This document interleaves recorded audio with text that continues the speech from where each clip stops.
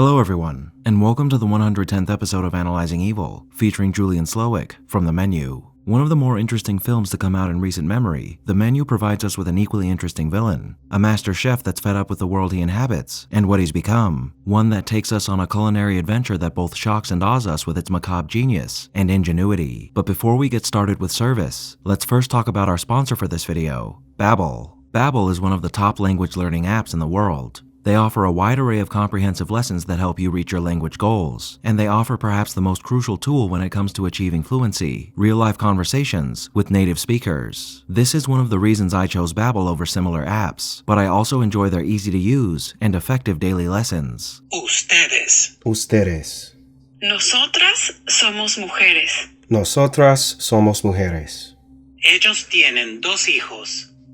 Ellos tienen dos hijos. Babbel offers a ton of languages to choose from, as well as several different subscriptions like their lifetime subscription. And as you can already tell, I've been using Babbel to brush up on my horribly outdated Spanish, as not only do I want to travel to many Spanish-speaking countries in the future, but it's also incredibly helpful to know Spanish where I live. And I'm looking forward to enhancing my communication skills on a daily basis. Learning a new language is a great way to start off a new year, and right now, you can do just that with Babbel by clicking the link down in the description, where you can get up to 60% off of your subscription. Again, that's up to 60% off your subscription to Babbel by clicking the link down below. Thank you, Babbel, for sponsoring this video. Now, without further ado, we're going to break down Julian and his mission in a way that I imagine he'd be pleased with, by examining the menu that is his life in 6 different courses.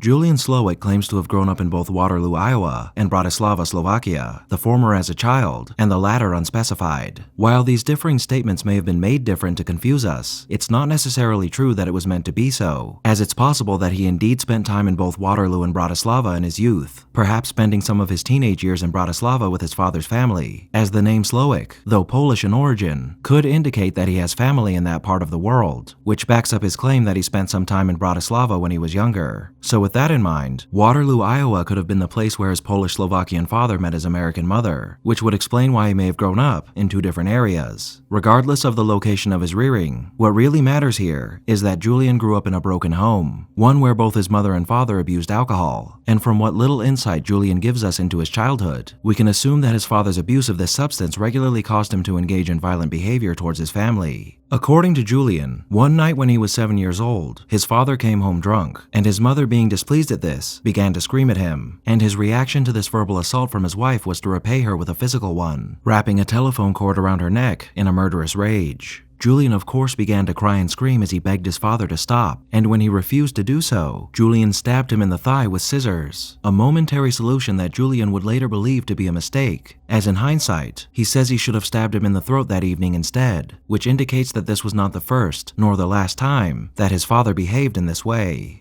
From this rather tragic beginning, we can assume that Julian, through one influence or another, developed a love of cooking, and he showed himself early on to have a knack for it as well, as he became Employee of the Month at what may have been his first job as a teen in 1967 at Hamburger Howie's. As he grew older, I'm sure Julian attended culinary school, and then sometime later, opened his first restaurant, Tantalus, a restaurant which was given a favorable review by Lillian Bloom, a review that surely ensured his restaurant's future success, and the success of Julian himself, which included the acquisition of a wife and child at some point in time. However, whatever happiness he managed to find after escaping from his childhood was, as Julian himself would put it, gradually stolen from him as he aged, his passion for the art that made him into the man he is replaced by the overwhelming burden of his self-perceived sins, as well as what he believed to be the vultures perched above the rotting corpse of the culinary industry.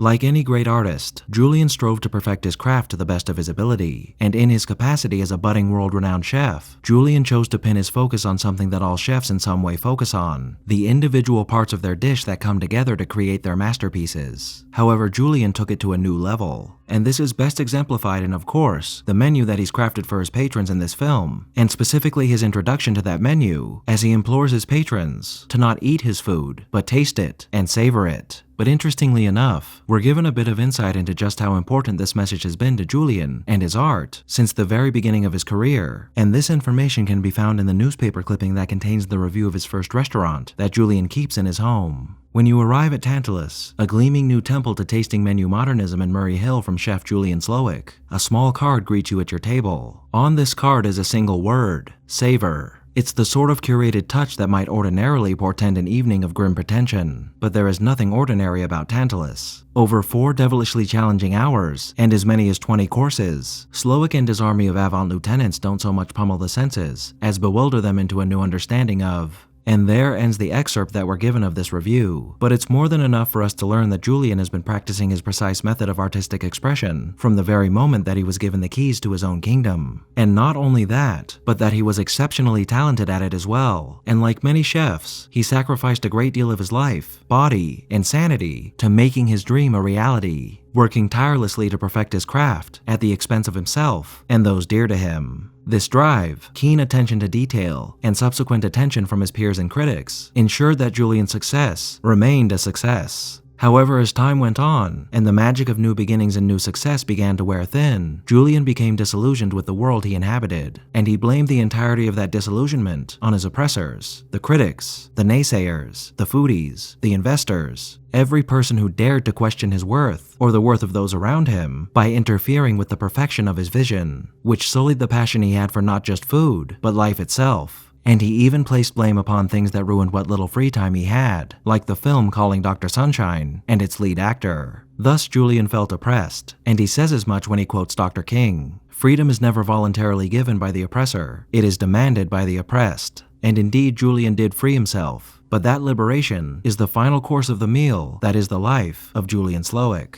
And before we arrive at that finale, first we must examine how these 2 courses have made Julian and the people around him into the people that we're presented with.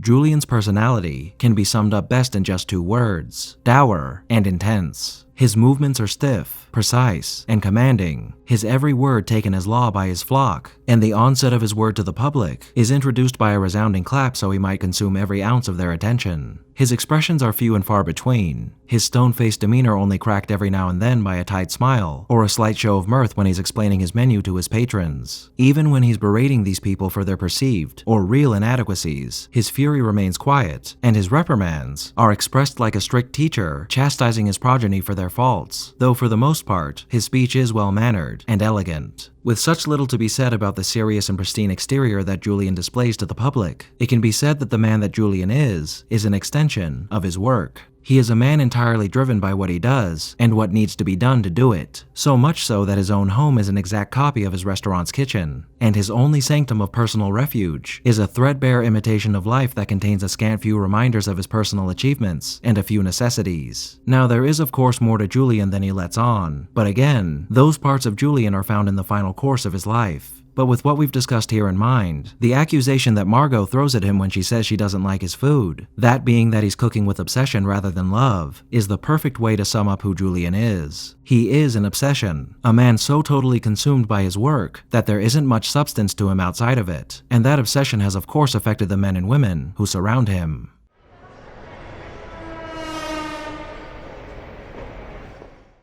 While Julian wouldn't be who he is without his talents, and his vision for those talents, he would be much less than he is if it weren't for the talent of those around him, the people who seek to make his visions a reality. Flocking to a great chef as many aspiring chefs do, Julian has likely been surrounded by sycophantic admirers for the entirety of his career, and his relationships with those around him are based entirely on the other person's desire to enter into the perfect world of Julian Slowik. And the result of this magnetism is essentially a cult, one that we find inhabiting the island of Hawthorne. While it's often the case that a person forms such a relationship with others through manipulation or coercion, I think it's fair to say that each and every person who we see operating under Julian in this film are doing so not because they were convinced, but because of their need to prove themselves to the solemn god of their world. However, that isn't to say that Julian doesn't have a way with words, and we'll be discussing that later on. But even so, Julian in all likelihood never once reached out to any of the individuals we're presented with. Rather, they came to him, and they totally submitted themselves to him of their own volition, following his commands to the letter as if it were scripture from the Messiah.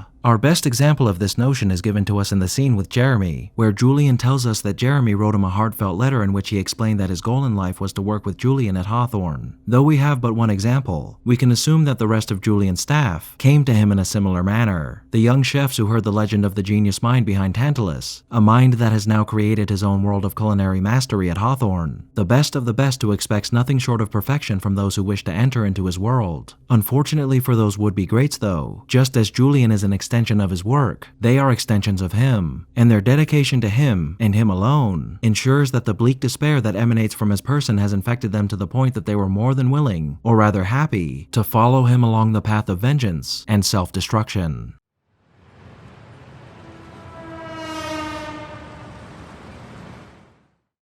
And now we've arrived at what all Julian has experienced, what all that he is, has resulted in, the menu. A creation of spite and hatred that was born from a man molded by abuse, disillusionment, and obsession. Each course that we've discussed thus far have all fed into this final component of the meal that is the life of Julian Slowik, and all the components of this menu, save for the second course, which is a jab at his wealthy patrons, are an expression of the pain that he has experienced as a result of who he is and what he's been through. The first course, the island, while not given the same direct explanation as the others, nonetheless expresses to us Julian's realization that while he might come close to it, he will never achieve perfection, nor will he have the time to do so. He is a victim of the tiny, fleeting existence of man, while nature itself is perfect and timeless, and what happened inside that room was meaningless compared to what happens just outside its doors. The third course is made up of something we discussed earlier, the pain he felt as a child when he had to stab his father in the thigh, but it's also a reminder to his patrons of the pain that they too have inflicted upon others, and therefore onto themselves. The fourth course, the mess, is a representation of his failures, and the mess that he's made of not just his life, but the lives under his care, and we're given a preview into how all this mess is going to end when Jeremy's life is snuffed out with a bang. The fifth course, man's folly, expresses his shame at the actions he's taken as a man following perhaps not just the advances he made on Catherine and the subsequent cold shoulder he gave her afterwards, but many other disgraceful moments he's found himself in throughout the course of his life as a result of his masculine impulses. Now the final course is something we'll discuss in just a moment, as there is one more component to this menu that is perhaps more important than every morsel of food served in service to it: the guests. Whereas each course is a representation of his pain, most of the people present here are a representation of the varying degrees of disappointment that he has with himself. The unnamed movie star who debased himself by starring in a substandard film, the artist who's lost his purpose, as Julian is an artist who has also lost his purpose. Felicity, his secretary, the girl who went to Brown without student loans, likely paid for her education with money that was given to her by her combination lover and boss. And she is, as Julian might put it, a money-grubbing whore, just like he believes himself to be, as the allure of riches caused him to whore himself out to various investors and patrons, people who forced him to deviate from what he truly wanted to accomplish with his life.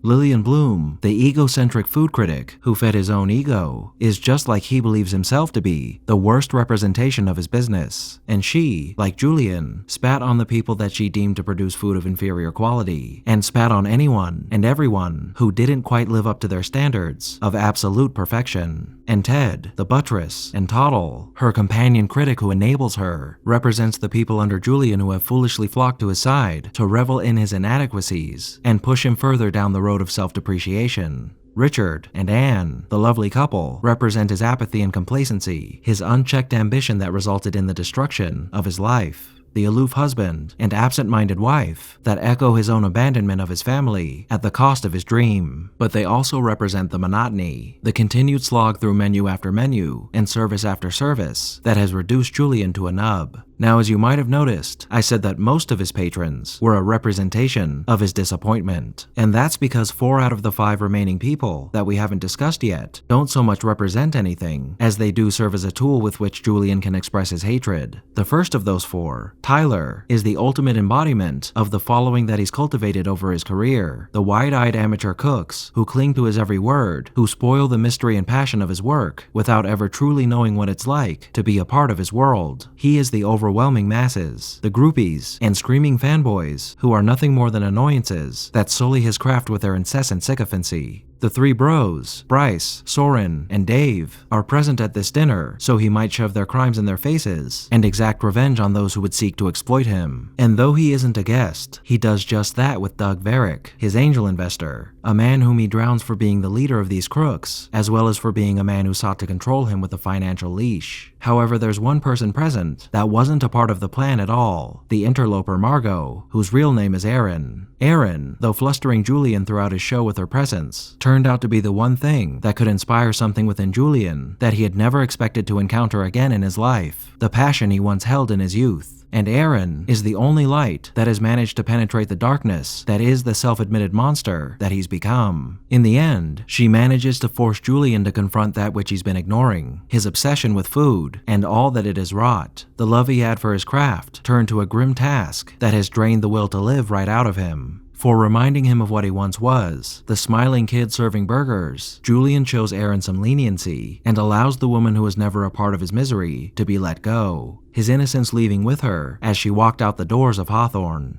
Though he had been given a reminder of what he had lost and what he used to be, the damage has already been done, and there was never any hope of Julian rekindling the flame of passion that had once burned so brightly within him. So the show must go on, the menu must be completed, and the guests served their final course, the one that would repair his mistakes and mend the tears in the fabric that is his art, and the others sharing this tomb with him had created. Burning to cinders along with just about 24 others, Julian completes not just his own suicide, but the sacrificial offering of all the elements that had coalesced around him during his career, elements that had become a symptom of his and his art's decline.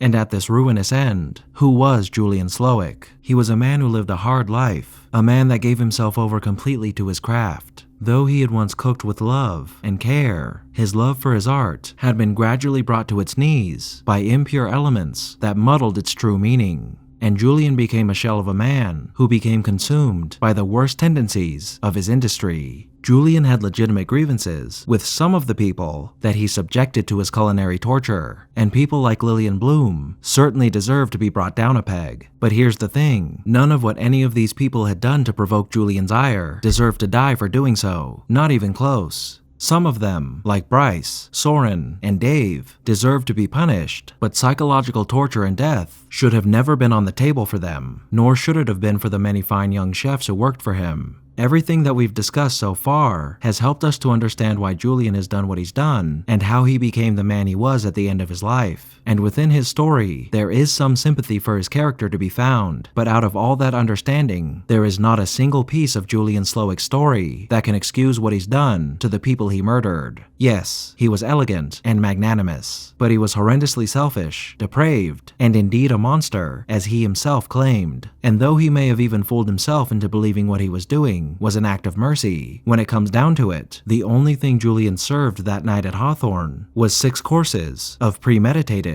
evil. Thank you all for tuning in to this episode of Analyzing Evil, and I hope you've enjoyed. What are your thoughts on Julian? Did I miss anything? Let me know down below, and leave a suggestion for a villain you'd like to see featured while you're at it. If you like this video, hit that thumbs up button, and make sure to subscribe if you haven't already. A big thank you to all of my subscribers, to my patrons, and to anyone who's decided to honor me with a super thank, and a most vile thank you to those whose names you're seeing on screen now.